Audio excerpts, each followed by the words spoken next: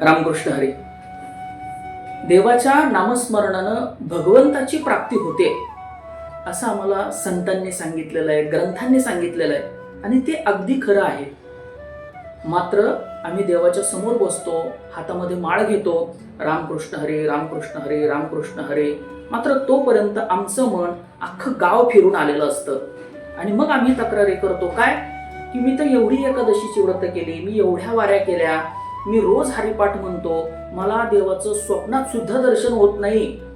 पण काय सांगितलंय या गोष्टीकडे आम्ही बारकाईनं लक्ष देत नाही. नामस्मरण सांगितलेलं आहे. मुखानं नुसतं रामकृष्ण हरी म्हणायचं नाही, तर अंतकरणामध्ये चित्तामध्ये सुद्धा त्या नामाचं स्मरण झालं पाहिजे. नाहीतर आपलं नामस्मरण हे कोरडं नामस्मरण ठरल्या वाचून राहणार नाही.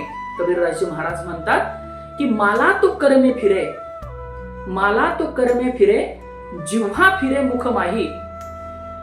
मला तो करमे फिरे, जिव्हा फिरे मुख माही, मनवा चहू दिशा फिरे, येतो सुमिरन नाही. जर नामस्मरण करत असताना आपलं मन त्या नामावरती एकाग्र झालेलं नसेल तर त्याला नामस्मरण म्हणता येणार नाही. आणि म्हणून आपण या ठिकाणी आपलं आत्मपरीक्षण करणं गरजेचं आहे.